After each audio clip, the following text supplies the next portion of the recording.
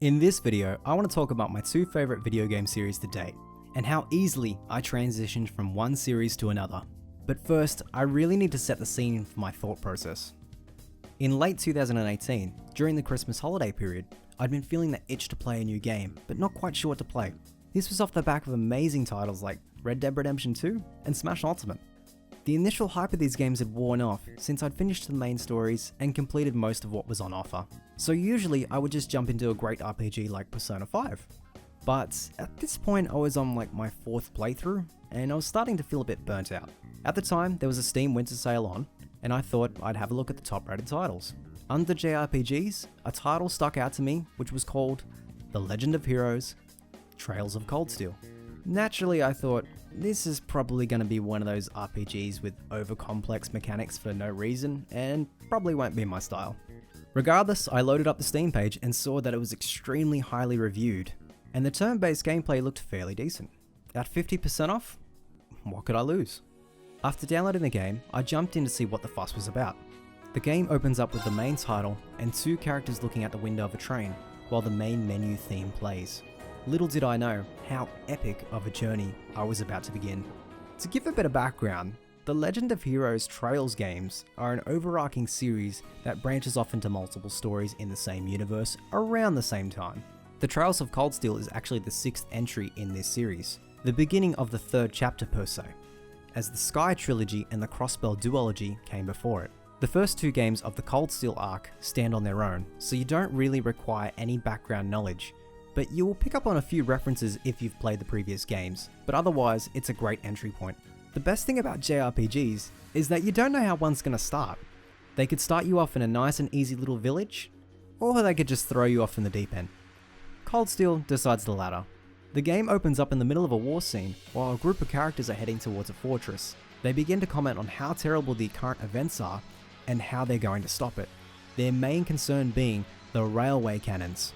The group decide to split up, the game throws some controls at you, and you begin playing. So you begin your first taste of the turn-based combat that the game has to offer. As a quick breakdown, characters can attack normally, they can use crafts, which are special moves assigned to each character, by using craft points which build up over time in battle. Or you can use spells, which depend on the items that you have equipped. As a trade-off, spells take a bit of time to cast, whereas crafts, they can pretty much be used instantly, provided the points are available. The other hallmark of the Trails series is the use of combat links, where you pair two characters together and they all follow up each other's attacks or provide support. Still following along? Cool. As you get the hang of the combat, you'll run through to the final section where your group approaches the railway cannons being pointed at a neighbouring city. Our band of heroes cry out for them to stop before they are fired, and it cuts to black. We are then introduced to our group of young heroes and heroines in a TV-sized, anime-style intro, before going back 5 months to where the story began. Can you see the similarities between this game and Persona already? But alas, we are introduced to our protagonist of the series, young Rean Schwarzer, fresh off the train in a quiet and comfy town known as Trista. As a quick abbreviation of the plot, Cold Steel is set in a modern-esque fantasy setting and is in the middle of a technology revolution. Trista is the village at the base of a military academy known as Thor's in Erebonia. This is where Rean is going to begin his first day as he is enrolled. Anime trope flag number 1. During his monologue, a blonde-haired girl bumps into him and they begin chatting, taking note that they are wearing the same uniform, so they must be in the same year. Anime trope flag number 2. After splitting ways and a short walk through to the entrance ceremony, it begins. We are then introduced to the faculty and a red-haired boy sitting right next to Rean. Enter Elliot Craig, your first real friend at the academy. Anime trope, flag number 3. After the ceremony, all students besides those wearing red uniforms are sent off to their classes. A young female instructor advises that all red uniforms are to follow her. They arrive at an old building on campus which is identified as the old schoolhouse. Hesitantly, they follow the instructor inside, where she introduces herself as Sarah Valestein, the instructor of Class VII, and advises that they are that class. The main difference between this class and the other classes is that they're all from different backgrounds, whereas the other classes are actually determined by their nobility status. One's for commoners and one's for nobles. And to kick things off, she's got a trial prepared. She opens a trap hole in the ground underneath them where they fall into the depths of the schoolhouse. Their objective? To get back out. Naturally, our hero proceeds to cushion the fall of our blonde heroine, which results in a quick slap to the face before we move on. One red cheek later, and we're off and playing. We get some rundowns of how to play, equip our gear, and we're introduced to the rest of the class. The foreign exchange student, Rean Schwarzer. The proud and hot-headed commoner, Marcius Regnitz. The composed and noble, Eustace Alborea. The clever and quiet, Emma Milstein. The stoic and brave, Laura Arcade. The young and nimble, Fee Clausel. And our bow-wielding blonde heroine, Elisa R. Once they arrive at the end of the trial, the class all work together to defeat a stone gargoyle that's been brought back to life through the use of teamwork and combat links. This wraps up the prologue and it will throw you into the meat of the game. As teased previously, the game actually works on a calendar-based system, but unlike Persona, it's not day to day. Cold Steel actually takes eventful days throughout the year and lets you play on them. This kind of allows for the characters to get used to their environment and allow for some passage of time to evolve the characters as a whole. Usually your days will be split into two sections, free days or field studies. During your free days, you'll be assisting the irresistibly cute Student Council President, Toa Herschel, with quests around the school and Trista. During this time, you can also spend bonding points with your favourite Class VII members, as Rean develops a closer bond with each student. While completing quests, you'll start to become familiar with the town's people and fellow students. The Trail series has excellent world building, and you'll soon find out that most of the named NPCs will have a quest for you at some stage, and their character will evolve throughout the story. Seriously, you can talk with any of these characters at different points in the story, and their dialogue will change depending on what current events are on. Be sure to chat with everyone, because some of these conversations can give collectibles or actually be collectibles themselves. Topping off the day, you'll be tasked by the principal to investigate the old schoolhouse, as new floors open up each month.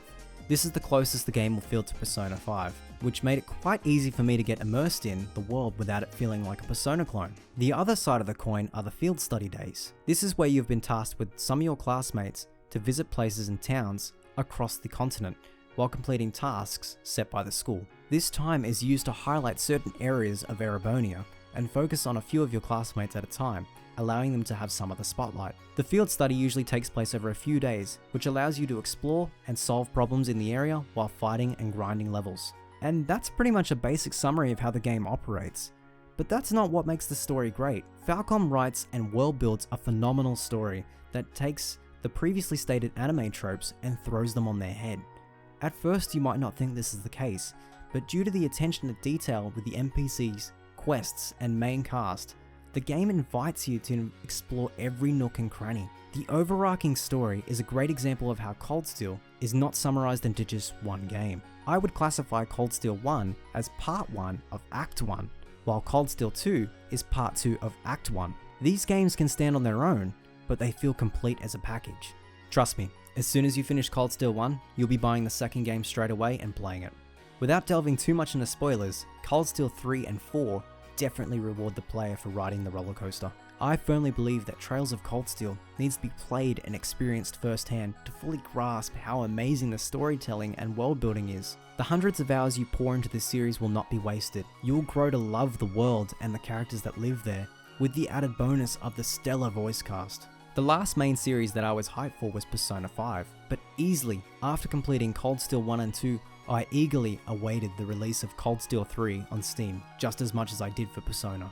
So if you finished Persona and you're looking for a game to scratch that itch, play Trails of Cold Steel, even if you just need to add it to your wish list and wait for a sale. This short video will not do the series justice, but I hope it'll turn a few more heads towards the series. All 4 Cold Steel games are available on Steam right now, and they are also joined by the first trilogy of the overarching series, the Sky series.